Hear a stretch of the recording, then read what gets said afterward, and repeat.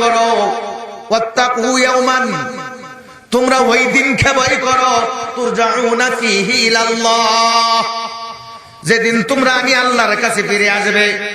এর বন্ধু, এই দুনিয়াতে আমরা যারা আছি আল্লাহর কাছে ফিরে যেতে হবে না হবে না? আরো জোরে বলেন, ফিরে যেতে হবে না হবে না? প্রত্যেকটা প্রাণী মৃত্যুর পেয়ালা চাকতে হবে।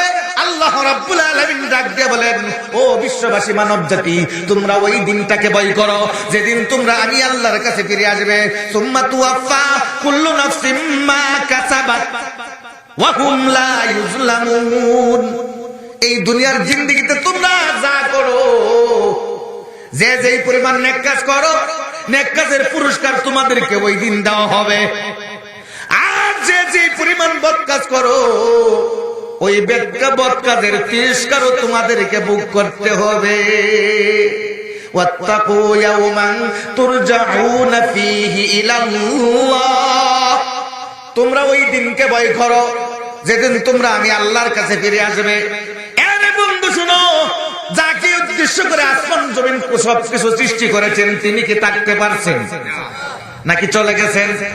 প্রান্তশালার বন্ধুরিয়া শুনরে পেতে দুটি কান, যাবার বেলায় বলছি আমি কি দেখতে মোর কানছে প্রাণ। প্রান্তশালার যতই দেখো সবই তোমার আপনা, দুটি নয়ন বুঝিয়ে দেখো সবই তোমার বেগানা। তোমার আগে এই বাড়িতে বাস করিত অনেকজন, তারাও গেছে তুমিও যাবে, রইবে না আর বেশিক্ষণ। ধরার ঘাটে দোকান দিয়া হইল না মোর কোনো ফল, লাভে মূলে সব হারাইয়া ফেলছি এখন চোখের জল। ধরার ঘাটে নৌকা বাঁধা চারবে তাহা একটু পর, বেলা ডুবার আগে আগে নৌকাটা তা পূরণ কর। ঠিক না বেঠে? আপনি আমি যেই বাড়ির মালিক সাথে বসে আছি রে বন্ধু, সেই বাড়ির মালিক কিন্তু আপনি আমি ছিলাম না। আমার দাদা ছিল, আমার তোর দাদা ছিল, আমার আব্বা ছিল, ভাগ্যবান হইয়া আপনার কাছে চলে আসছে। আপনি যেই বাড়িতে মালিকানা সাথে বসে আছেন, সেই বাড়িতে আপনিও বেশি দিন থাকতে পারবেন না। এই দুনিয়া ছেড়ে আপনাকে চলে যেতে হবে, বাড়ির মালিক হয়ে যাবে অন্যজন। আপনি আমি যাব কোথায়? আল্লাহ বলতেছেন, ওয়াত্তাকু ইয়াওমান তুরজাউনা ফীহি ইলাল্লাহ সুম্মা তুওয়াফা কুল্লু নাফসিম মা কাসাবাত ওয়া হুম লা ইউজলামুন। আল্লাহ রাব্বুল আলামিন ফরমান, ও বিশ্ববাসী মানব জাতি, তোমরা ওই দিনকে ভয় করো যেদিন তোমরা আমি আল্লাহর কাছে ফিরে আসবে। সুম্মা তুওয়াফা কুল্লু নাফসিম মা কাসাবাত ওয়া হুম লা ইউজলামুন, এবং ওই দিন তোমাদেরকে পুরোপুরি বদলা দেওয়া হবে। তোমরা দুনিয়ার জিন্দেগিতে যা কামাই করো, যে যে পরিমাণ নেক কাজ করো, নেক কাজের পুরস্কার দেওয়া হবে। যে যেই পরিমাণ বদ কাজ করো, বদ কাজের তিরস্কারও তোমাকে ওই দিন দিতে হবে। ওরে বন্ধু, সেই দিনকে আমাদেরকে ভয় করার দরকার আছে না নাই? আরো জোরে বলেন, আছে না নাই? এরে বন্ধু, সেই দিনটা বলতে কোন দিন? মুফাসসিরিনে কেরাম ফরমান, ওই দিনটা বলতে হাসরের দিন, ওই দিনটা বলতে কিয়ামতের দিন, ওই দিনটা বলতে হাসরের মাঠ। হাসরের মাঠের মধ্যে আল্লাহর সামনে দাঁড়াইতে হবে না হবে না? আর জোরে বলেন, হবে না হবে না? আরে বন্ধু শুনো, হাসরের মাঠ এমন একটা জায়গা, যেই মাঠের চতুর্দিকে জাহান্নামের আগুনের দেওয়াল থাকবে। কিসের দেওয়াল? আগুনের দেওয়াল থাকবে। সূর্যটা একেবারে কাছে চলে আসবে। কি পরিমাণ কাছে আসবে হাদিসের মধ্যে পাওয়া যায়, কোন কোন রিওয়ায়াতে পাওয়া যায় সুরমাদানির যে কাঠি আছে, সুরমাদানি কাঠি আছে না, চোখে যে সুরমা দেয়, এই পরিমাণ উপরে থাকবে। কোন কোন রিওয়ায়াতে আছে অর্ধ হাত উপরে। সূর্য যদি অর্ধ হাত উপরে থাকে, মুখটা নিচের দিকে দিয়ে আপনার আমার মাথার মধ্যে যদি তাপ দিতে থাকবে, তাহলে অবস্থাটা কি দাঁড়াবে? নিচে তো কাদামারি থাকবে, নিচে নিচে। এর বন্ধু শুনো, নিচে মূলত মাটি থাকবে, সেই মাটি আর মাটি থাকবে না, সূর্যের তাপে তামা হয়ে যাবে, তামা হয়ে যাবে রে বন্ধু। সেদিন তোমার আমার কি পরিস্থিতি ধারণ করবে, কি অবস্থা হবে? সেদিন আল্লাহর দরবারে দাঁড়াইতে হবে। আপনার আমার নবী বিশ্ব নবী হাদিস শরীফের মধ্যে ফরমান, মা তাজালু কাদামা আবদি ইয়াউমাল কিয়ামা হাত্তা ইউসআলু আন আরবাইন, আন উমরিহি ফীমা আফনাহু ওয়া আন শাবাবিহি ফীমা বালাহু ওয়া আন মালিহি মিন আইনা ইকতাসাবাহু ওয়া আনফাকাহু। আল্লাহর নবী বিশ্ব নবী ফরমান, কাল কিয়ামতের কঠিন ময়দানে কোন আদম সন্তান বিন্দু পরিমাণ এদিক সেদিক করতে পারবে না। চারটা প্রশ্নের উত্তর যতক্ষণ পর্যন্ত দিতে না পারে, কয়টা? চারটা প্রশ্নের উত্তর যতক্ষণ পর্যন্ত আপনি আমি দিতে না পারবো, ততক্ষণ পর্যন্ত কোন আদম সন্তানের পা বিন্দু পরিমাণে এদিক সেদিক করতে পারবে না। এর মধ্যে এক নাম্বার হলো আল আমরিহি ফিমা আফনাহু, তোমার জীবনটা তুমি কোন কাজে ব্যয় করলা। জীবন কার দেওয়া? আল্লাহর নামটা এত আসতে কেন? জীবন কার দেওয়া?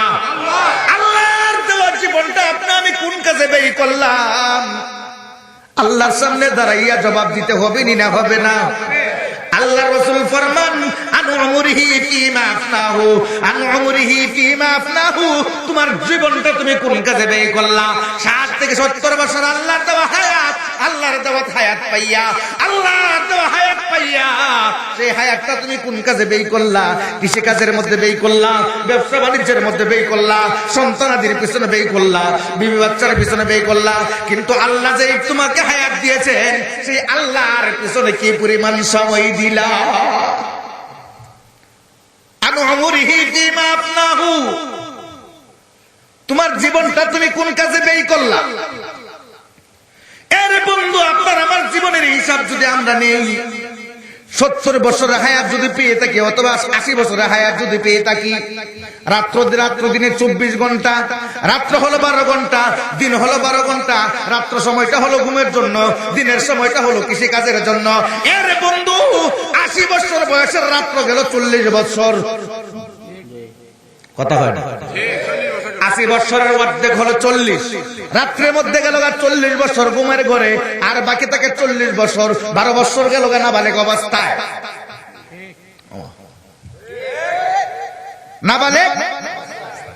নাবালেগ অবস্থায় 10 থেকে 12 বছর চলে গেল, আর রইল কত? 28 বছরের মধ্যে কৃষিকাজ করলেন কতক্ষণ, কৃষিকাজ করলেন কতক্ষণ, ব্যবসা বাণিজ্য করলেন কতক্ষণ, সংসারের পিছনে সময় দিলেন কতক্ষণ, আল্লাহর কুদরতি কদমের জন্য বরাদ্দ রাখলেন কতক্ষণ? হিসাবে কি নিলে? আহা, আনু আমরিহি ফিমা আফনাহু, নবী আমার বলেন, তোমার যৌবন, তোমার জীবনটা তুমি কোন কাজে ব্যয় করলা?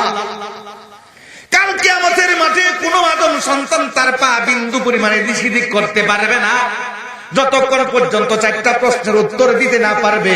এর এক নাম্বার হলো আন উমরিহি ফিমা আফনাহু, তোমার জীবনটা তুমি কোন কাজে ব্যয় করলা।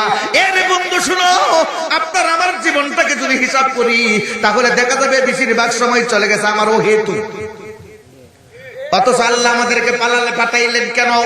ওয়ামা খালাকতুল জিন্না ওয়াল ইনসা ইল্লা লিয়াবুদুন, আল্লাহ বলেন জিন এবং ইনসানকে সৃষ্টিই করেছি একমাত্র আমার ইবাদত করার জন্য। একমাত্র আল্লাহর ইবাদত করার জন্য যদি আমাদেরকে সৃষ্টি করে থাকেন, তাহলে কৃষিকাজ করি কিভাবে? ঘুমের ঘরে থাকি কিভাবে? ব্যবসার মধ্যে সময় কাটাই কিভাবে? স্ত্রী বাচ্চার পিছনে সময় দেই কিভাবে? আল্লাহ তো সৃষ্টি করেছেন আল্লাহর ইবাদত করার জন্য।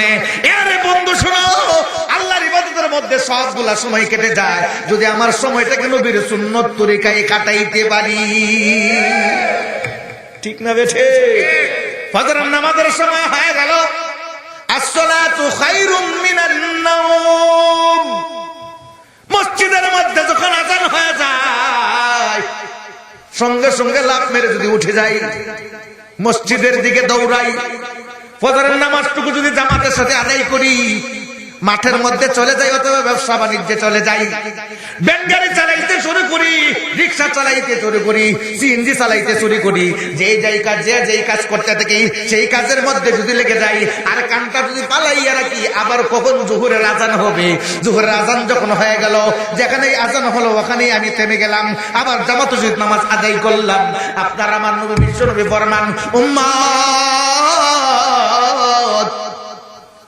ফজর থেকে নিয়ে জোহর পর্যন্ত তোমার কৃষি কাজের জন্য, ব্যবসা বাণিজ্যের জন্য, জীবিকা নির্বাহের জন্য যে সময়টা তুমি কাটাইলা, ওই সময়টাকে আল্লাহ তোমার আমলনামার মধ্যে নফল ইবাদতের সওয়াব লিখিয়া দিবে। ইবাদতের মধ্যে হইল না? জোহরের নামাজ পড়লাম যত সময়, অপেক্ষা করলাম আবার আসরের জন্য, আসরের নামাজ যত সময় পড়লাম, নবী আমার বলেন, উম্মত জোহর থেকে নিয়ে আসর পর্যন্ত যেই সময়টা তুমি কৃষিকাজ ব্যবসা বাণিজ্যের মধ্যে জীবিকা নির্বাহের মধ্যে কাটাইলা, ওই সময়টাও তোমার আমল নামার মধ্যে নফল ইবাদতের সওয়াব লিখে দিবে। তেমনি ভাবে জোহর থেকে নিয়ে আসর পর্যন্ত, আসর থেকে নিয়ে মাগরিব পর্যন্ত, মাগরিব থেকে নিয়ে এশা পর্যন্ত, আবার এশার নামাজ যদি জামাতের সাথে আদায় করে ঘুমাই, আমার ফজরের নামাজ যদি জামাতের সহিত পড়ে, আল্লাহর নবী বিশ্বনবী ফরমান, উম্মত তুমি সমস্ত রাত্র ঘুমাইলা, কিন্তু তোমার কাদের ডান কাদের যে ফেরেশতা সে তো ঘুমাই নাই, বরং তোমার আমল নামার মধ্যে নফল ইবাদতের সওয়াব লিখেই গেছে। শুধুমাত্র আমরা আমলের অভাব, ঠিক না বেঠি? এর বন্ধু শোনো, আল্লাহ বলেন ওয়াত্তাকু ইয়াওমান, তোমরা ওই দিনকে ভয় করো যেদিন তোমরা আমি আল্লাহর কাছে ফিরে আসবে। আমাদের ভিতরে কি সেই ভয় আসেনি? আসেনি? আছে, আছে। আপনাদের আশপাশের গরুর হাট কোন দিকে? কালামপুর। গরুর হাট, গরু খুব বেশি, ঠিক না বেটি? এই গরুর হাটে একজন মুরব্বী মানুষ একটা গরু নিয়ে গেছে। কি নিয়ে গেছে? গরু। খুব সত্যবাদী মানুষ, গরু নিয়ে গেছে, গরু বিক্রি করবে। এবার বাজারে নিয়ে গরু নিয়ে উঠলো। ওটার পরে গরু কিন্তু 3 শ্রেণীর লোকে কিনতে যায়। এক শ্রেণীর লোক যায় গাভী আনবে, দুধ খাবে, কথা বলেন। আরেক শ্রেণীর লোক যায় চাষাবাদ করবে। আরেকজনের লোক যায় গরুটা কিনে খাওয়াইয়া মোটা তাজা করে স্বাস্থ্য হৃষ্টপুষ্ট করে আবার বিক্রি করবে, ঠিক না বেটি? এবার যেই মুরব্বী গরু নিয়ে গেছে একটা গাভী, এক দল গেল, এক ব্যক্তি গেল, যে ব্যক্তি দুধ খাওয়ার নেশায় গরু কিনতে গেছে, যাইয়া বলতেছে, চাচা গরুটা বিক্রি করবেন কিনা? বলে হ্যাঁ। তাহলে চাচা আমি তো গরু কিনতে আসছি দুধ খাওয়ার নিয়তে, আপনার গাভীটা দুধ কেমন দেয়? চাচা ও গাভীটা যদি দুধই দেয় তাইলে কার আমি বেচতে আনছি, বুঝেন না? গাভী যদি দুধই দেয় তাইলে আমি বেচতে আনলাম নাকি? আমি যদি কোনো একদিন বালতি নিয়ে অথবা দুধ দোহনের পাত্র নিয়ে বসতাম তাহলে এমন লাঠি দিত, ও তো বুঝেন না। তখন মনে করেন যিনি গাভী কেনার জন্য গেছে দুধ খাবে, তিনি কি আর সেই গাভী কিনতে যাবেন? দূরে সরে। আরেক দল গেছে যিনি চাষাবাদের জন্য গরু কিনতে গেছে, গিয়া জিজ্ঞেস করতেছে, কেউ তোমার গরু বিক্রি করতে আসছো নাকি? বলে হ্যাঁ। চাষাবাদের মধ্যে কেমন কাজকর্ম কেমন করে? বাবা জোয়াল যদি কোনো মতে, জোয়াল কোনে আপনাদের এলাকা, জোয়াল যদি কোনো মতে খালি কোনো একবার তার চোখের মধ্যে পড়ে, এই যে শুয়ে আর বাইরে যায় না। এখন কি মনে করেন এই ব্যক্তি নিব? এই ব্যক্তি নেবে না। 2 দল চলে গেল। আরেক দল যে রাষ্ট্র পুষ্ট করবে, মোটা তাজা করবে খাওয়াইয়া, তিনি গেলেন, গিয়া জিজ্ঞেস করতেছেন গরু বিক্রি করবেন? বলে হ্যাঁ। ওইটার খানা টানা কেমন? সমস্ত দিন কষ্ট করে এই যে গাছ কিনে না দেয়, মন চাইলে খায়, মন চাইলে না খায়। কোল বসিছি অনেক কিছু দিয়া পানি দেয়, তারপরও রুচিয়ে না, খানা। এখন মনে করেন যে গরু খায় না, এই গরু হৃষ্টপুষ্ট হইব তো, এনেও চলে গেছে। সমস্ত দিন গরু নিয়ে দাঁড়ান, বিক্রি করতে পারবে না। বিকাল বেলা এক শ্রেণীর লোক কিন্তু বাজারে ঘুরে, দালাল আছে না নাই? এই দালাল ব্যক্তি গিয়ে বলতেছে, চাচা গরু বেচবেন না তামসা করবেন? ঘুমাইতেছেন না তো? গরু বিক্রি করবেন নাকি তামসা করতে আসছেন? বলে হ্যাঁ বিক্রি করতে আসবো। যে বিবরণ দিতেছেন কিয়ামত হইব, গরু বেচতে পারতেন না। দেন আমার কাছে। রুশি টান্দা হাতে নিয়ে বলতেছে, কে আছেন গরু নিবেন? এক টান দিয়ে দুধ দিবেন। কি পরিমাণ দুধ নিবে এটা হয় না, এক টানে দুধ দিবেন।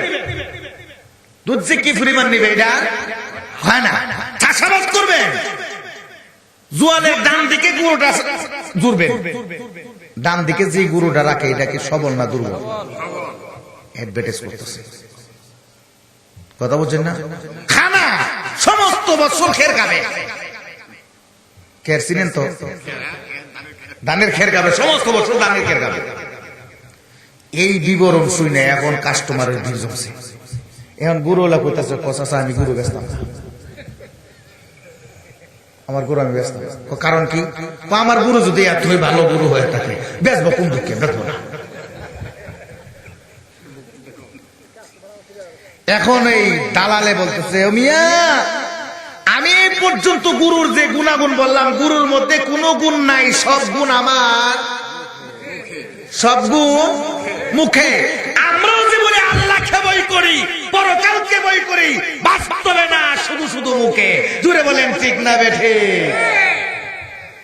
ওয়াত্তাকু ইয়াওমান তুরজাউনা ফীহি ইলাল্লাহ সুম্মা তুওয়াফফা কুল্লু নাফসিন মা কাসাবাত ওয়া হুম লা ইউজলামুন। আল্লাহ রাব্বুল আলামিন ফরমান, ও দুনিয়ার মানুষেরা, তোমরা ওই দিনকে ভয় করো। ওয়াত্তাকু ইয়াওমান, তোমরা ওই দিনকে ভয় করো যেদিন তোমরা আমি আল্লাহর কাছে ফিরে আসবে। সুম্মা তুওয়াফফা কুল্লু নাফসিন মা কাসাবাত ওয়া হুম লা ইউজলামুন। দুনিয়ার জিন্দেগিতে যে যা করো এর পুরোপুরি বদলা তোমাদেরকে দেওয়া হবে।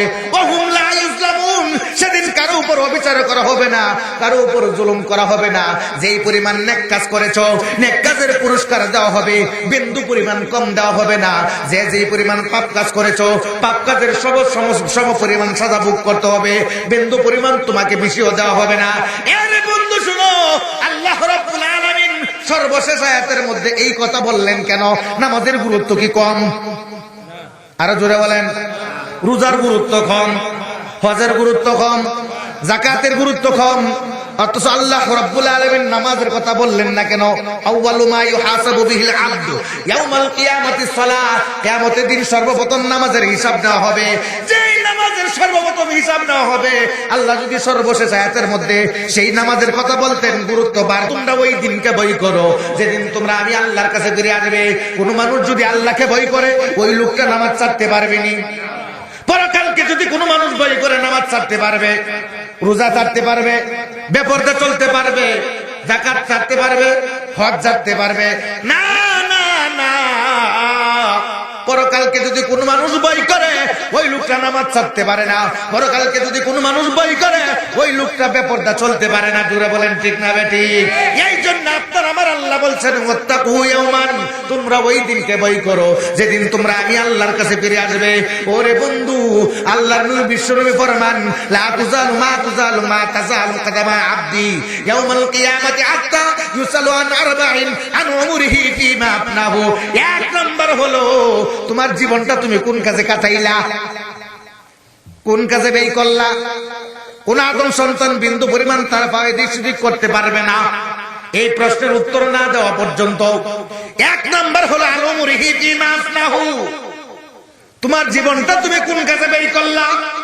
দুই নাম্বার হলো ওয়ান শাবাবিহি ফিমা বালাহু, তোমার যৌবন কালটা তুমি কোন কাজে কাটাইলা। কি কাল? কি কাল? যৌবন কাল। আমি আপনাদের কাছে প্রশ্ন করি, যৌবন কালটা কি জীবনের মধ্যে আছে না নাই? তোমার জীবনটা তুমি কোন কাজে ব্যয় করলা, এই কথার ভিতরে যৌবন কালটা আসেনি? আসেনি? তাইলে যৌবন কালটাকে নবীজি আলাদা করে বললেন কেন? প্রশ্ন জাগে না জাগে না? জীবনটা তুমি কোন কাজে ব্যয় করলা, এই কথার ভিতরে যৌবন কাল আছে, বৃদ্ধকাল আছে, শৈশবকাল আছে, কৈশোরকাল আছে। তাহলে জীবনটাকে আল্লাহ, যৌবন কালটাকে আল্লাহ নবীজি আলাদা করে বললেন কেন? এই কেন উত্তর হলো মুহাদ্দিসিনে কেরাম ফরমান, জীবনের মধ্যে সর্বশ্রেষ্ঠ গুরুত্বপূর্ণ একটা সময় হলো যৌবন কাল। যেটা বলেন ঠিক না বেঠিক? দরজাওয়ানি তওবা করদম সেওয়ায়ে পয়গম্বরি, দরজাওয়ানি তওবা করদম সেওয়ায়ে পয়গম্বরি, ওয়াক্ত পেরে গিরগে জালেম মিসাবাত পরহেজগারি। যৌবনকালে ইবাদত করা সেটা নবীগণের শান, যৌবনকালে ইবাদত করা সেটা হলো নবীগণের শান। যৌবনকালটা হলো একটা পাগলামির সময়। এই পাগলামির সময়টাকে নবীজি আলাদা করে বলেছেন, এর আমার মায়ের উম্মতেরা, তোমার যৌবনকালটাকে অনেক গনিমত মনে করো, অনেক দামি মনে করো। এই যৌবনকালের ইবাদত অনেক দাম, কারণ যৌবনকালে ইবাদত করা হলো নবীগণের শান। এর যুবক ভাইরা শুনো, আল্লাহর নবী বিশ্ব নবী যৌবনকালকে আলাদা করেছেন এই জন্যে। আপনার আমার নবী বিশ্ব নবী ফরমান, কোন যুবক যখন নামাজের জন্য জমিনের মধ্যে দাঁড়ায়, আল্লাহু আকবার বলে যখন হাত বাঁধে, রুকুর মধ্যে যাইয়া যখন সুবহান রাব্বিয়াল আযীম বলে, সিজদার মধ্যে নাক কপাল জমিনে লাগাইয়া যখন সুবহান রাব্বিয়াল আলা বলে, তখন জমিন আল্লাহর কাছে ফরিয়াদ করে, আল্লাহ এই যুবকের সিজদার লোড অনেক বেশি, অনেক বেশি, এই যুবকের সিজদার ওজন অনেক বেশি। আল্লাহ আমি জমিনে এই যৌবনের সিজদা, এই যুবকের সিজদার লোড বহন করতে পারছি না, এই যুবকের সিজদার ওজন আমি বহন করতে পারছি না। আল্লাহ এই যুবকের জিন্দেগীর সকল গুনাহগুলো তুমি ক্ষমা করে দাও।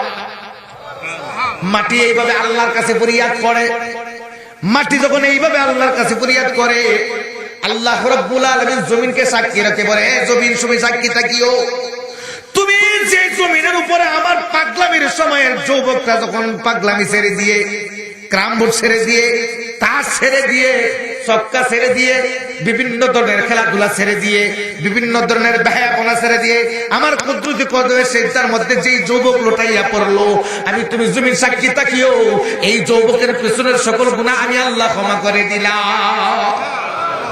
ও ভাই, যৌবনকালের দাম আছে না নাই? আর জোরে বলেন আছে না নাই? যৌবনকালের অনেক দাম বেশি। এই জন্য নবীজি বলেন, ওয়ান শাবাবিহি ফিমা বালাহু, যৌবনকালটাকে আলাদা করে বলতেছেন, তোমার যৌবনকালটা তুমি কোন কাজে ব্যয় করলা। এর যুবক ভাই শুনো, বর্তমান সময়ে যুব সমাজ নষ্ট হয়ে গেছে রে বন্ধু। ইয়াবা বাবা ট্যাবলেট বাইরিয়া, ইয়াবা খাইয়া, গাঞ্জা খাইয়া, বাবা খাইয়া বিভিন্ন ধরনের মাতলামি করেনি না করে না? আরো জোরে বলেন, করেনি না করে না? এর বন্ধু এমন মানুষরা দেখি রাতের বেলা যখন মাহফিল থেকে যাওয়ার সময় রাস্তাঘাটে অনেক লোক পাওয়া যায়, শুধু যুবক না, শুধু যুবক না, তার 3 ভাগের 1 ভাগ সময় চলে গেছে, 3 ভাগের 2 ভাগ সময় চলে গেছে, এমন ব্যক্তিও দেখা যায় মদ খাইয়া মাতলামি করে। এ যুবক ভাই, এই জন্য নবীজি বলতেছেন, ওয়ান শাবাবিহি ফিমা বালাহু, তোমার যৌবনকালটা তুমি কোন কাজে খাটাইলা, কোন কাজে ব্যয় করলা। যৌবনকালের দাম অনেক বেশি। এই যৌবনকাল পাইয়া পাগলামি করো, পাগলামি করো, আল্লাহর দরবারে দাঁড়াইয়া হিসাব দিতে হবে না? হবে না?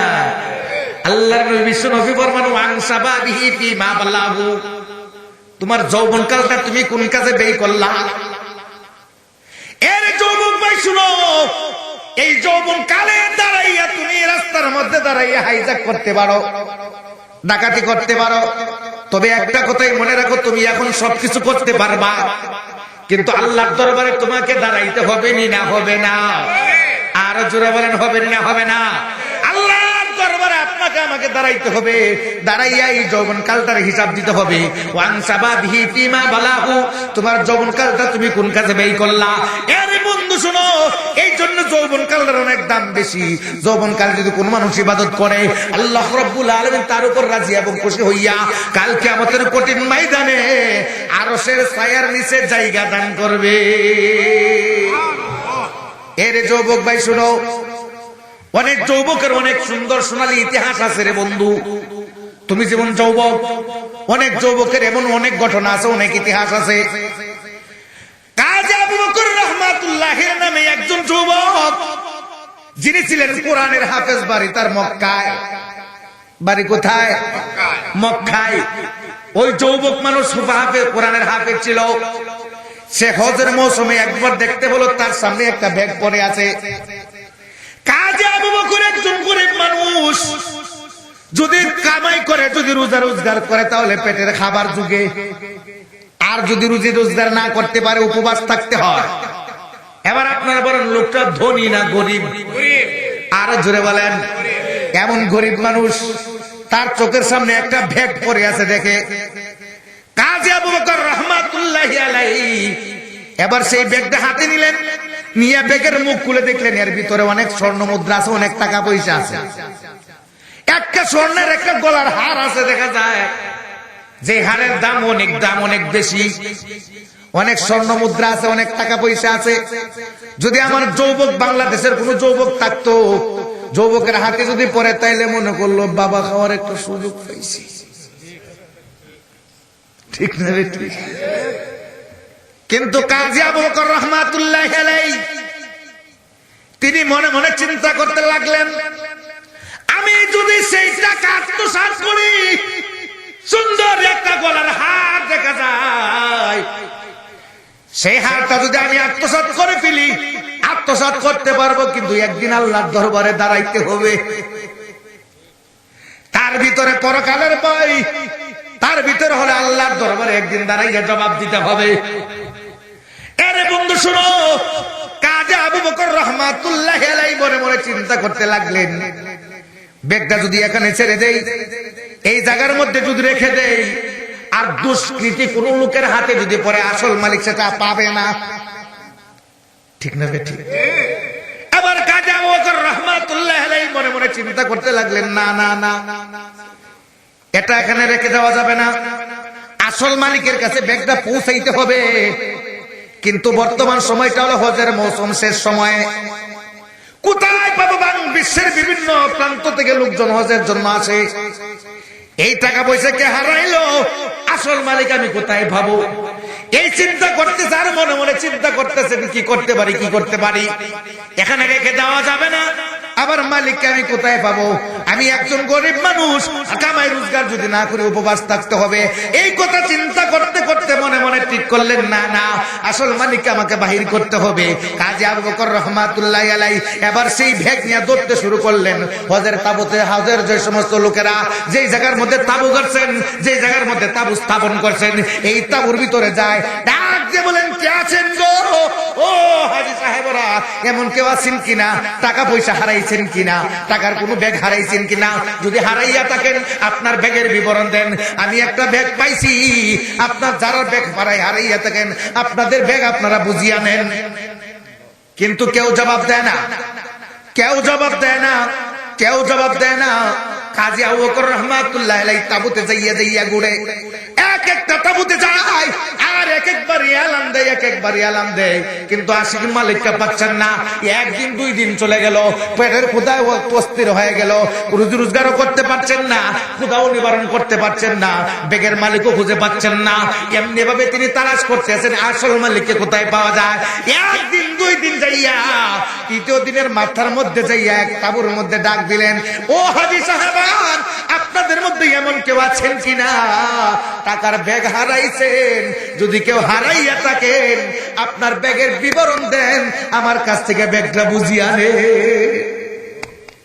তৃতীয় দিনের মাথাতে একজন বৃদ্ধ মানুষ, বুড়া লোক, হঠাৎ করে চমকে উঠলেন।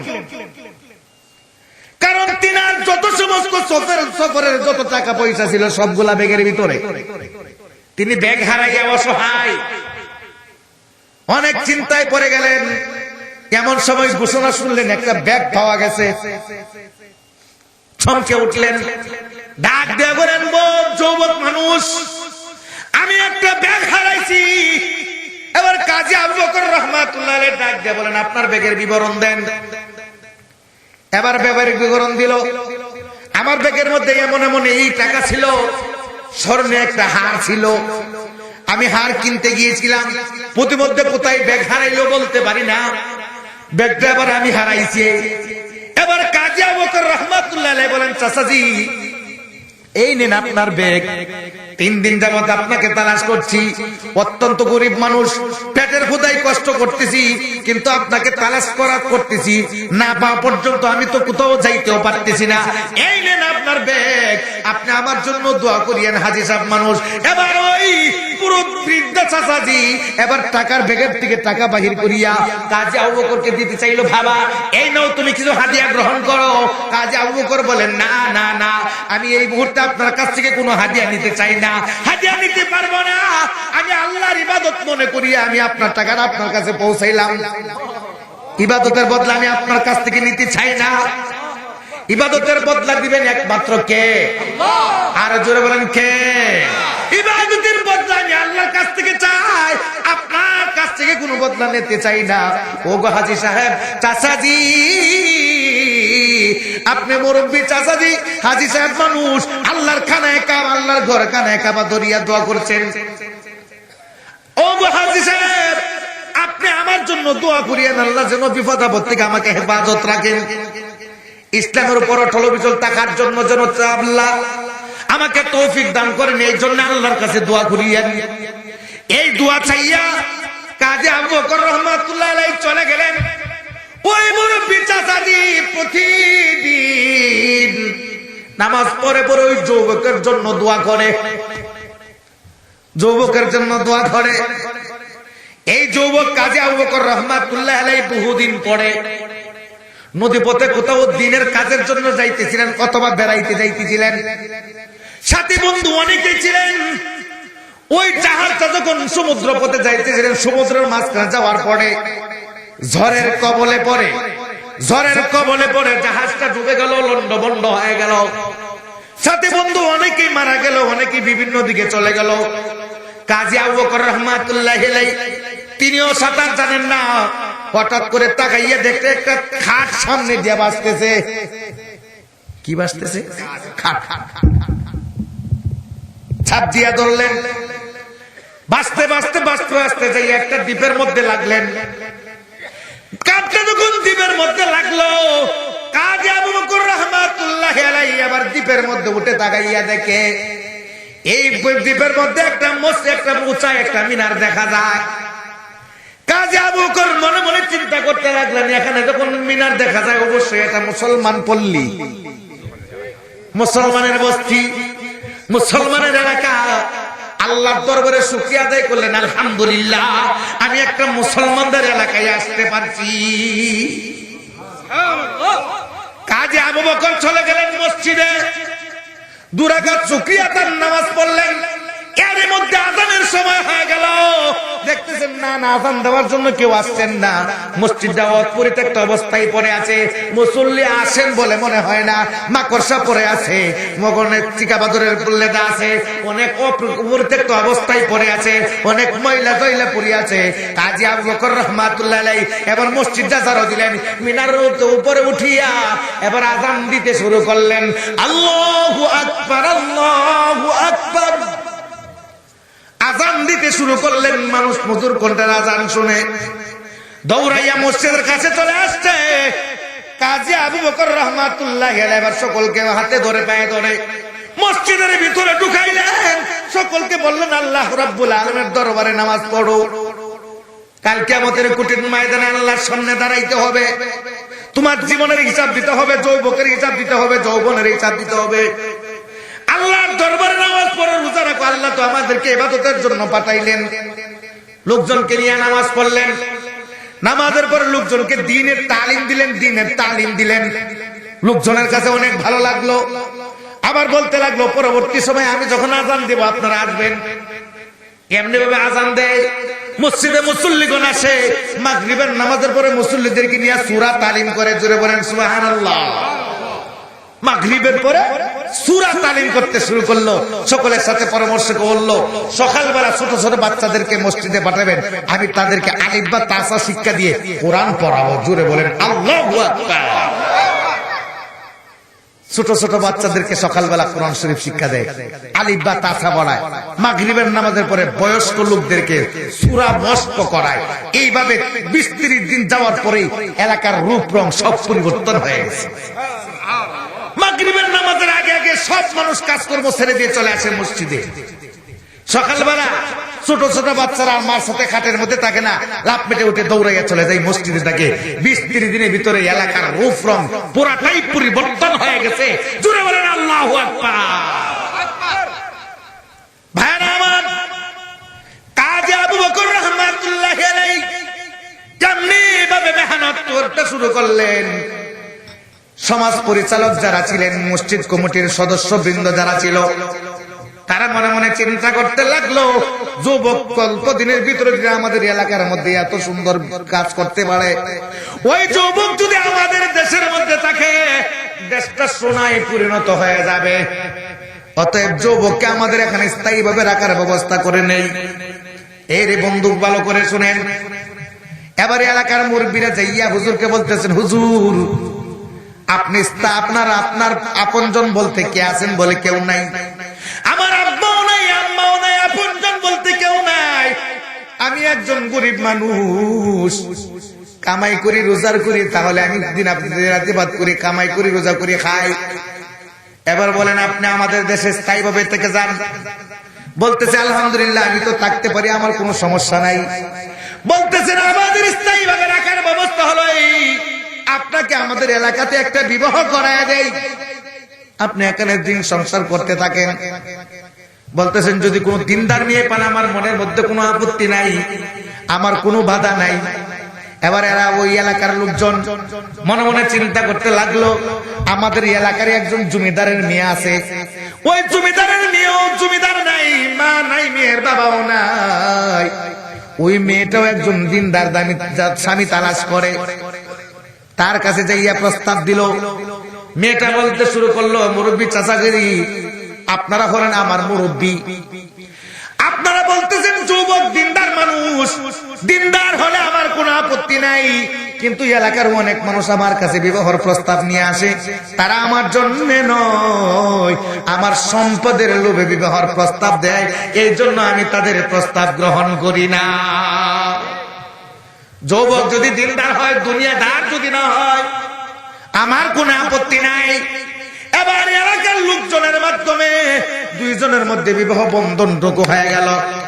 এরে বন্ধু ভালো করে শুনেন, ওই যুবক চলে গেল বাসর ঘরের ভিতরে, যাইয়া দেখতে পাইলেন ওই জমিদারের মেয়ের তার স্ত্রীর মাথা থেকে নিয়ে পায়ের পাতা পর্যন্ত অলংকারে ভরপুর, মাথার মধ্যে টিকলি, গলার মধ্যে হার, হাতের মধ্যে লুলি, এমনি ভাবে অলংকার দিয়ে পরিহিত আছে।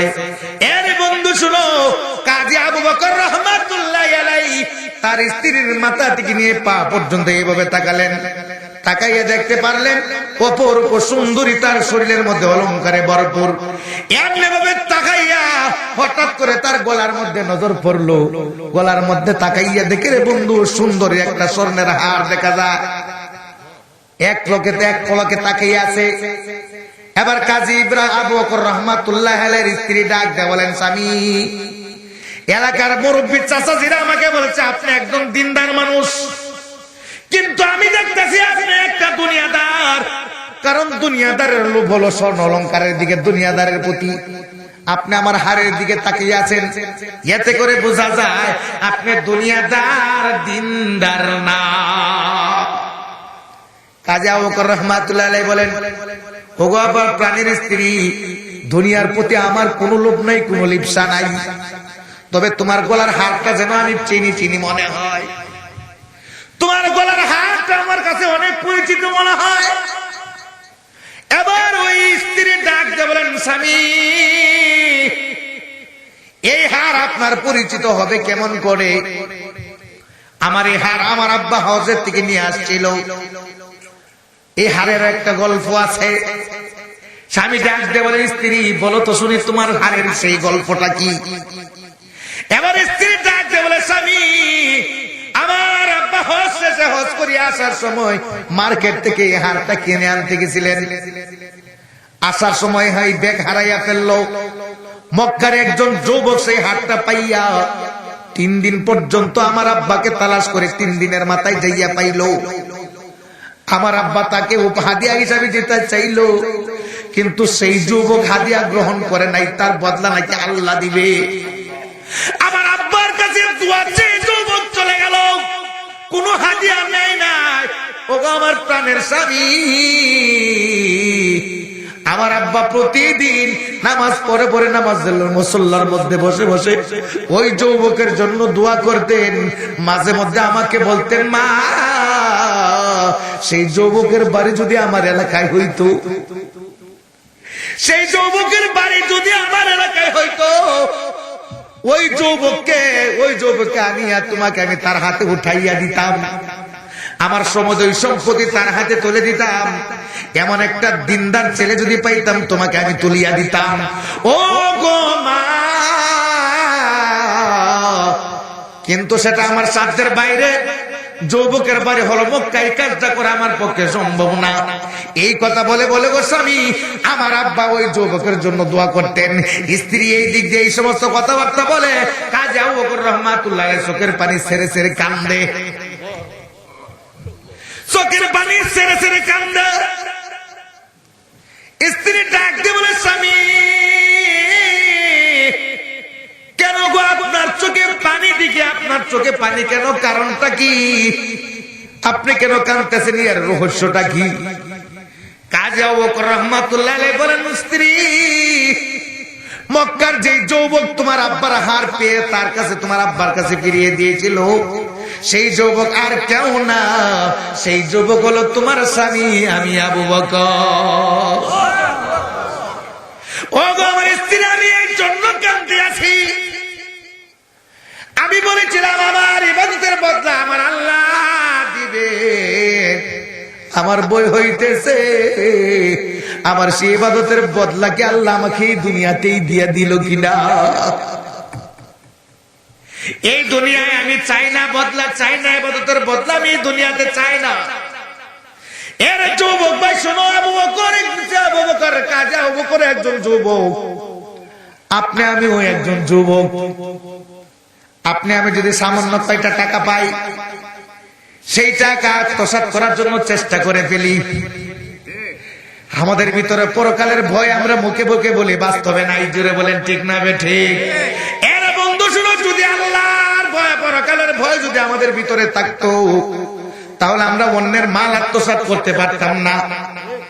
যদি পরকালের ভয় অন্যের আমাদের অন্তরে থাকতো, আরেকজনের বাড়ির ভিতরে যাই আমি সিম দিতে পারতাম না। যদি আল্লাহর ভয় আমার ভিতরে থাকতো, আরেকজনের ক্ষেতের ভিতরে আমি আল টেনে দিতে পারতাম না। জুড়ে বলেন ঠিক না বে ঠিক? আল্লাহর ভয় যদি আমার আপনার ভিতরে থাকতো, মসজিদে আজান হয় আমরা বাজারের দিকে যাইতাম না, আমরা দৌড়াইয়া মসজিদের দিকে আসতাম। জুড়ে বলেন ঠিক না বে ঠিক? আপনার আমার নবী বিশ্বনবী ফরমান, আহাব্বুল বিলাদি ইলাল্লাহি মাসাজিদুহা ওয়া আবগাদুল বিলাদি ইলাল্লাহি আসওয়াকুহা।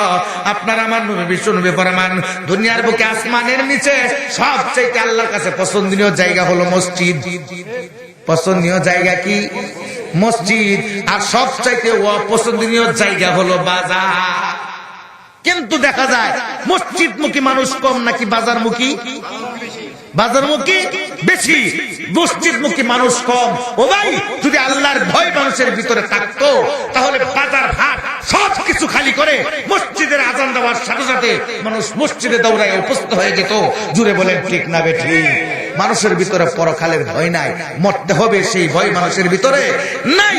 এই জন্য আল্লাহ বলতেছেন, ওয়াত্তাকু ইয়াওমান তুরজাউনা ফীহি ইলাল্লাহ সুম্মা তুওয়াফা কুল্লু নাফসিম মা কাসাবাত ওয়া হুম লা ইউজলামুন। ওই দিনকে তোমরা ভয় করো যেদিন তোমরা আমি আল্লাহর কাছে ফিরে আসবে। ওরে বন্ধু, আল্লাহর কাছে যাইতে হবে না? হবে না? নয়ন মিলিয়া দেখিনি চাহিয়া মরণ আমারে তো কাছে হায়। নয়ন মিলিয়া দেখিনি চাহিয়া মরণ আমারে তো কাছে হায়। সকাল পোড়ালো বেলা গড়ালো, সকাল পোড়ালো বলা গড়ালো, কেমন করে যে দিন চলে যায়। নয়ন মিলিয়া দেখিনি চাহিয়া মরণ আমারে তো কাছে হায়। নয়ন মিলিয়া দেখিনি চাহিয়া মরণ আমারে তো কাছে হায়। ঠিক না বেটে?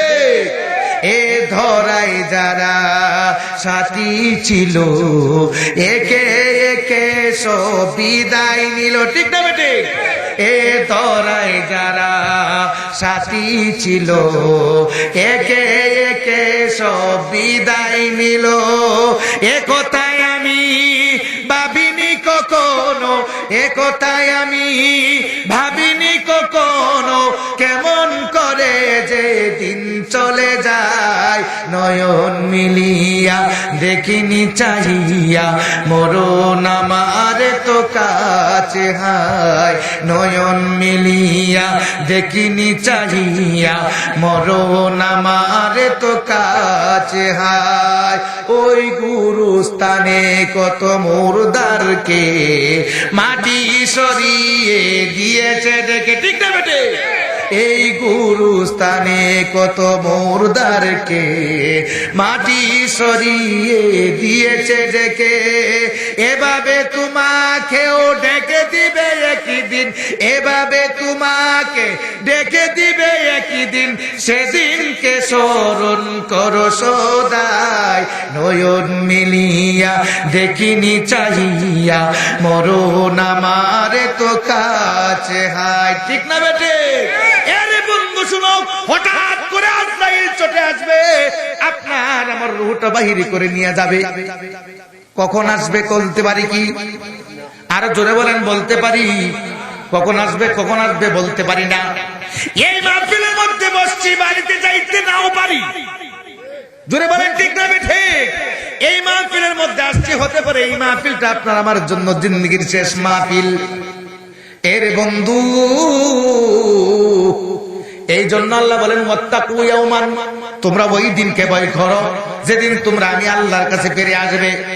এর বন্ধু, আল্লাহর দরবারে দাঁড়াইয়া চারটা প্রশ্নের উত্তর না দেওয়া পর্যন্ত কোন আদম সন্তান তার পাড়া বিন্দু পরিমাণে দেশি করতে পারবে না। এক নাম্বার হলো আন উমরিহি ফিমা আফনাহু, এক নাম্বার হলো তোমার জীবনটা তুমি কোন কাজে ব্যয় করলা। দুই নাম্বার আন শাবাবিহি ফিমা বালাহু, দুই নাম্বার হলো তোমার যৌবন কালটা তুমি কোন কাজে ব্যয় করলা। এর যৌবন ভাই, এই জন্য বলি যৌবন কালের দাম অনেক বেশি। ঠিক না বেটে? যৌবন কালের অনেক দাম বেশি। এই জন্য যৌবন কাল পাইয়া খেলাই হেলাই দূরি রে পাই কাঠাইয়া, কাল কিয়ামতের কঠিন ময়দানে দাঁড়াইয়া কি জবাব দিব রে বন্ধু প্রভুর সামনে দাঁড়াইয়া। এই জন্য রে যুবক ভাই, এই যৌবন কালটাকে আমরা প্রত্যেকেই গনিমত মনে করি, যৌবন কালটাকে প্রত্যেকেই দামি মনে করিয়া যৌবন কালটা আল্লাহর ইবাদতের মধ্যে কাটাই। ঠিক না বেটে? ওয়ান সাবাবিহি ফিমা বালাহু, তোমার যৌবন কালটা তুমি কোন কাজে ব্যয় করলা। ওয়ান মালিহি মিন আইনা ইকতাসাবাহু ওয়া ফিমা আনফাকাহু, তিন নাম্বারটা হলো তুমি মাল কোন দিকে কোন ভাবে কামাই করলা এবং কিভাবে তুমি ব্যয় করলা। আজকে আমরা মাল কামাই করার রাস্তা হলো সুদ। কথা কয় না? মাল কামাই করার রাস্তা হলো সুদ। সুদের ঘুষের মধ্যে যাইয়া বাটপারি চিটারি করে রে বন্ধু, জুল জুলুমত করে মানুষের কাছ থেকে আত্মসাৎ করি। কালকে আমাদের কঠিন ময়দানে তোমাকে হিসাব দিতে হবে না হবে না। ওয়ান মালিহি মিন আইনা ইকতাসাবা, তুমি কিভাবে মাল কামাই করলা। সুদ খাইয়া, ঘুষ খাইয়া, তাস খেলে, জুয়া খেলে, নাকি মানুষের মাল আত্মসাৎ করে? এই জবাব আল্লাহর দরবারে দিতে হবে না হবে না? নবীজি বলেন ওয়ান মালিহি মিন আইনা ইকতাসাবা, তুমি কিভাবে তুমি মাল কামাই করলা। বিরাট অট্টালিকার মালিক হইছো, দুইটা তিনটা বাড়ির মালিক হইলা, তুমি মালিক কিভাবে হলে, কিভাবে মাল তুমি কামাই করলে। দুই নাম্বার প্রশ্ন করা হবে, এই মাল সম্পর্কে আরো জিজ্ঞাসা করবে, কিভাবে ব্যয় করলা। যাত্রার মঞ্চে দিছিলা নাকি ওয়াজের মাহফিলে দিছিলা, মসজিদে দিছিলা নাকি সিনেমা হলে দিছিলা, তুমি কিভাবে ব্যয় করলা, কিভাবে কামাই করলা, কিভাবে ব্যয় করলা। কামাই করার বর্তমান যে অবস্থা হলে বিচার বিভাগের অবস্থা, রাজনৈতিক পর্যায়ে অবস্থা থেকে নিয়ে হাই পর্যায়ে থেকে আইন আদালত থেকে নিয়ে বাজারের আজকে বর্তমান সমাজের যে পঞ্চায়েত আছে, যে বিচারক মন্ডলীরা আছে, সমাজপতি যারা আছে, তারা পর্যন্ত আজকে ঘুষের পিছনে লেগে আছে। জুড়ে বলেন ঠিক না বেঠি? বলবো কথা বলবো? হ্যাঁ, আল্লাহু আকবার, আল্লাহু আকবার। এক ব্যক্তি, তারা হলো তিন ভাই। কয় ভাই? কয় ভাই? তিন ভাই। বড় ভাই হলো দেশের সর্দার। বড় ভাই কি? দেশের সর্দার। ছোট দুই ভাই সংসারে কাজকর্ম করে। বড় ভাই যে কি ধরনের সর্দার, এটা তো বাড়ির সবাই জানে। 500 টাকা একটা নোট দিলে বিচার কায়। আছে না নাই? আরো জোরে বলেন, আছে না নাই? মাল কামাই করার রাস্তা কাল কিয়ামতের মাঠে তোমাকে ধরা পড়ে, ধরবে।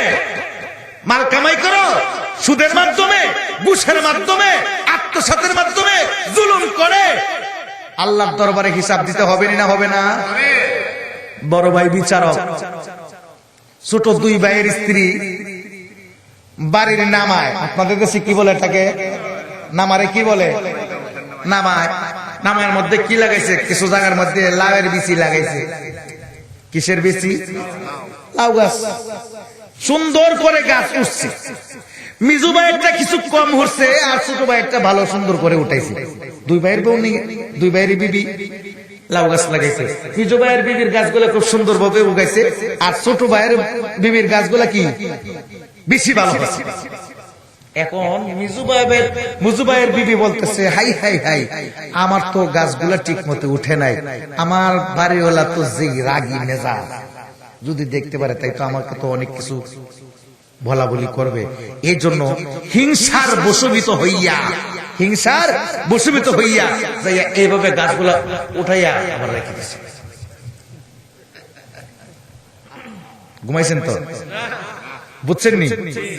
সকালবেলা যখন এইভাবে দিছে, বিকালবেলা সব কাজ, সব কি কাজ। বিকালবেলা আসরের নামাজের পরে মাগরিবের আগে আগে ছোট ভাইয়ের বিবি নামাই যাইয়া দেখে হাই হাই হাই অবস্থা কি কাজ, কাজ সব নষ্ট। চিন্তা করলে এই কাজটা তো আর কারো না, মেজু বাবির তো একটা গাছে কিছু হয় না, আমার গাছগুলা সব নষ্ট, তাহলে সেই কাজটা তো আর বুঝতে হবে না কেউ করছে যে। আচ্ছা বড় ভাই তুমি বিচারো, বড় ভাই বিচারো। বড় ভাইয়ের কাছে গেছে যাইয়া বলতেছে, ভাই বাড়ির আঙ্গিনায় গাছ লাগাইছিলাম আমি এবং মিজু বাবি, মিজু বাবির গাছগুলা আছে আর আমার গাছগুলার অবস্থা এই, অতএব আমার পুরোপুরি ধারণা মিজু বাবি ছাড়া আর কেউ করে নাই, আর কেউ করে নাই। ভাই সাহেব এই নেন সাবান খাইন যে বিকালে বাজারে যায়,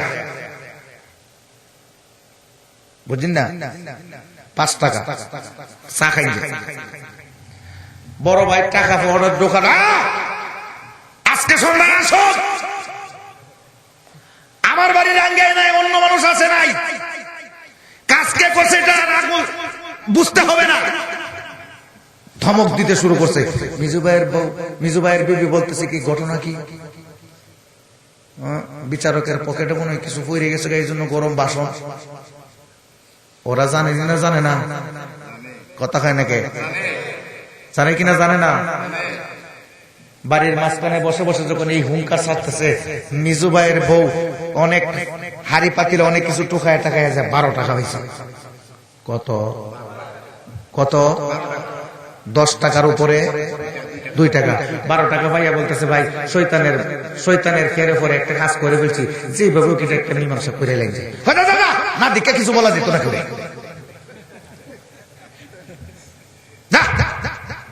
সুর ঠিক আছে, সুর ঠিক আছে, আগের সুর আর পরের সুর কি ঠিক আছে না পরিবর্তন? আরো জোরে বলেন পরিবর্তন কিনা? পরিবর্তন। সন্ধ্যার পরে 2 ভাই বাড়িতে বসছে, 2 ভাই আসছে, এখন এই বড় ভাই এবং ছোট 2 ভাইকে নিয়ে বসবে, বসার কথা কিনা, বসার কথা কিনা।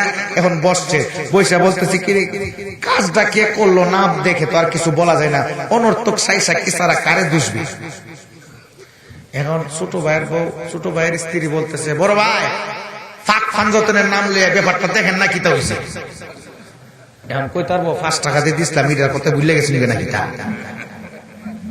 সুদ ঘুষ দেয়, কিন্তু ঘুষ বলে না, ঠিক না, ইন্টারেস্ট, ঠিক না। বলতেছে ছোট ভাইয়ের স্ত্রী বলতেছে, বড় ভাই ফাঁক ফানজতনের নাম নিয়ে ব্যাপারটা কি হয়েছে দেখেন একটু বিবেচনা করে। বড় ভাই উত্তর দে, কি করবে ফাঁক ফানজতনে করে লেছে 12 আউলিয়ার টানে, 12 আউলিয়ার টানে করে ফেলে। এ বন্ধু শোনো, এই জন্য বিচার বিভাগের অবস্থা এমন, কাল কিয়ামতের কঠিন ময়দানে তোমাকে আল্লাহর আসামের কাঠ করে দাঁড়াইতে হবে। জোরে বলেন ঠিক না বেঠে? এই জন্য নবীজি বলেন, ওয়ান মালিহি মিন আইনা তাসাবাহু ওয়া আনফাকা। কাল কিয়ামতের কঠিন ময়দানে তুমি মাল কিভাবে উৎপন্ন করেছো, কিভাবে ব্যয় করেছো, আল্লাহর দরবারে দাঁড়াইয়া জবাব দিতে হবে রে বন্ধু। এই জন্য 4টা প্রশ্নের উত্তর না দেওয়া পর্যন্ত তা কোনো আদম সন্তান তার পাটা বিন্দু পরিমাণে দিক সিদিক করতে পারবে না। 4 নাম্বার হলো ওয়ান ইলমিহি মাযা আমিলা ফি, যেই পরিমাণ ইলম অর্জন করেছিলা সেই অনুযায়ী আমল করছিলা কিনা, জবাব দিতে হবে না হবে না? এই জন্য কাল কিয়ামতের কঠিন ময়দানে প্রত্যেককে আমাদের আল্লাহ দরবারে দাঁড়াইতে হবে কিনা হবে না? এই কথাটাই আল্লাহ সর্বশেষ নাজিলকৃত আয়াতের মধ্যে বলতেছেন, ওয়াত্তাকু ইয়াওমান, ও বিশ্ববাসী মানব জাতি, তোমরা ওই দিনকে ভয় করো যেদিন তোমরা আমি আল্লাহর কাছে ফিরে আসবা। আজকে মন চাই জিন্দেগি করতেছো, যা ইচ্ছা তাই করতেছো, আমার নির্দেশকে তোয়াক্কা করে, আমার হুকুম তোয়াক্কা করে চলতেছো। একদিন কিন্তু আমার দরবারে আসতে হবে এবং সুম্মা তুওয়াফা কুল্লু নাফসিন মা কাসাবাত, তুমি যা কামাই করেছো পুরোপুরি বদলা তোমাকে দেওয়া হবে। যা কামাই করেছো পুরোপুরি বদলা তোমাকে দেওয়া হবে। ওয়াহুম লা ইউজলামুন, সেদিন কারো উপর জুলুম করা হবে না।